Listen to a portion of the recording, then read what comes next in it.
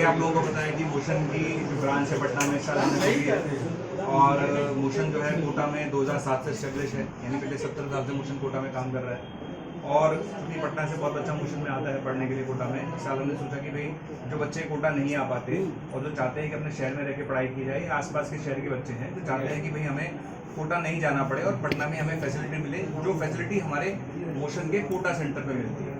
मैं आपको बता दूं कि हमने पटना सेंटर में वो सारी फैसिलिटी दी हैं जो मोशन के कोटा सेंटर पर मिलती हैं। जैसे टीचर जितने भी अपॉइंट हुए हैं वो सारे वहीं से अपॉइंट भी किए गए हैं, उनका प्रोसेस सारा वहीं से किया गया है।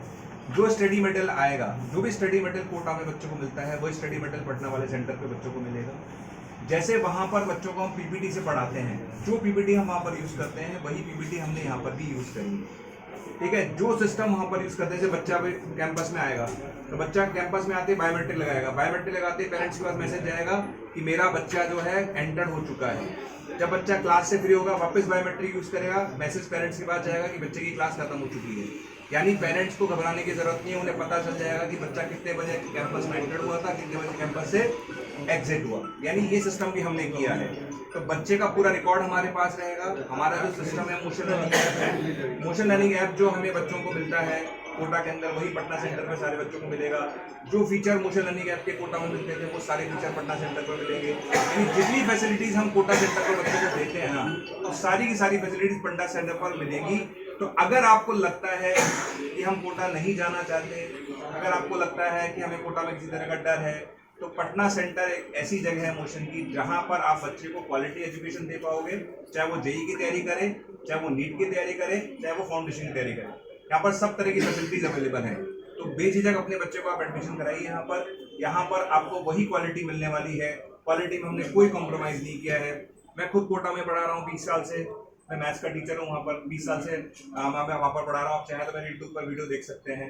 हम लोग लगातार कोटा से पटना विजिट करेंगे, यहाँ पर लगातार टच में रहेंगे, बच्चों को लगातार कोटा से मोटिवेशन सेशन देते रहेंगे। क्लासेस लगातार जितनी भी क्लासेस यहाँ पर हो रही हैं वो सब मॉनिटर होंगी कोटा से। सर अगर बात की जाए फी की, तो फी स्ट्रक्चर क्या होगा आपका? फी स्ट्रक्चर जो हमने बहुत नॉमिनल रखा है, अभी शायद मेरे ख्याल 50% ऑफर हमने निकाला हुआ है बच्चों के लिए। एक्चुअली हमने सारी चीजें है ना बच्चे को ध्यान में रख के रखी है। हम कोई कमाने के लिए नहीं आए बेसिकली। हमारे ये है कि बच्चा जो हमारे यहाँ पढ़ रहा है उसका सिलेक्शन हमारा टारगेट एक ही है कि जितने बच्चे हमारे यहाँ से सिलेक्ट होंगे, क्योंकि हमारा जो एमपी सर का विजन है वो ये है कि हमें पैसे नहीं कमाने हैं, हमें क्वालिटी एजुकेशन देना है, वो भी कम फीस में। तो अभी शायद हमारे यहाँ पर जो ऑफर है वो 50% का निकला हुआ है। जितने बच्चे हमारे पास जल्दी से जल्दी एडमिशन कराएंगे उन्हें टोटल फीस में 50% सर कोटा में कुछ कैटेगराइज किया गया, section A B C D. जो टैलेंटेड बच्चे होते हैं उन्हें ए में, फिर बी में, इस तरह से। क्या यहाँ में उस टाइप का कुछ है? देखिए मैं आपको बताता हूँ, चाहे बच्चा स्टार बैच में पढ़े चाहे नॉर्मल बैच में पढ़े, टीचर वहाँ पर सेम रहते हैं।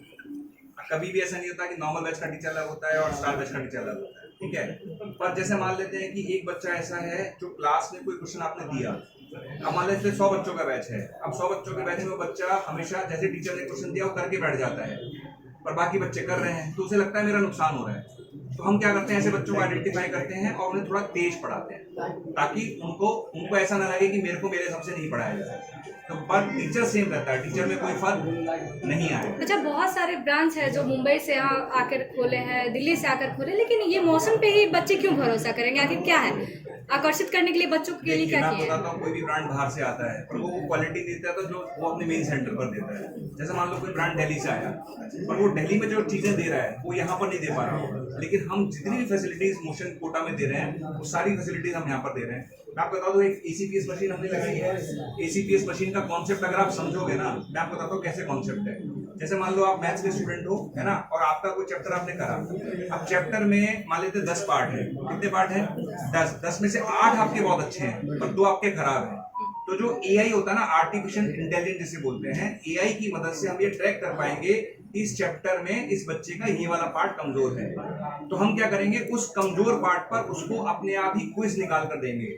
क्या निकाल के देंगे? क्विज। 15 क्वेश्चंस की क्विज निकलेगी ताकि बच्चा उस सेगमेंट पे प्रैक्टिस कर सके और उसका वो सेगमेंट क्या हो जाए, मजबूत हो जाए। तो हम क्या करते हैं, लगातार आपको AI से भी ट्रैक कर रहे हैं कि आपके साथ आपका वीक एरिया क्या है, उस पर भी हम मेहनत कर रहे हैं। अच्छा सर, एक सवाल कि आपका जो भी फी स्ट्रक्चर है, क्या उसमें आर्थिक रूप से कमजोर किसान के बच्चे उसमें एडजस्ट हो पाएंगे? इसके लिए क्या है? अगर बच्चा वास्तव में आर्थिक रूप से कमजोर है तो मोशन हर तरह से उसकी सहायता करेगा।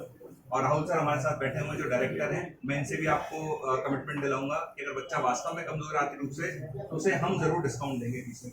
बिल्कुल देंगे। अगर बच्चा कमजोर है तो बिल्कुल दिया जाएगा। तो क्या इस मोशन को पटना में सक्सेसफुल मानते हैं, क्योंकि ये आपका शायद दूसरा ब्रांच है? अभी हमारी 2-3 ब्रांच और आने वाली है। अभी हमारी प्लानिंग है कि बच्चों के एडमिशन हमारे पास बहुत ज्यादा है। मेरे ख्याल से 1500 से ज्यादा एडमिशन हम क्रॉस कर चुके हैं पटना में। तो हमारे पास हमें उम्मीद है कि सर हम 10,000 के आसपास आंकड़ा टच करेंगे। 5 से 10,000 के बीच में आंकड़ा। सर जहां अभी हमारा जो टारगेट है वो एक ही है ना। मोशन की 2 लाइन हमेशा रही है कि मोशन का ये मानना है कि मोशन के लिए हर विद्यार्थी खास है। हम हर बच्चे पे मेहनत करते हैं और हम कभी रैंक पे बिलीव नहीं करते। हम कभी इस बात पे काम नहीं करते कि हमें टॉप 10 में रैंक देनी, हम इस बात पे काम नहीं करते। हमारा जो पर्पस है वो ये है कि एक एवरेज बच्चे को सेलेक्ट कराना, उसको सेलेक्ट कराना ही हमारी सक्सेस है।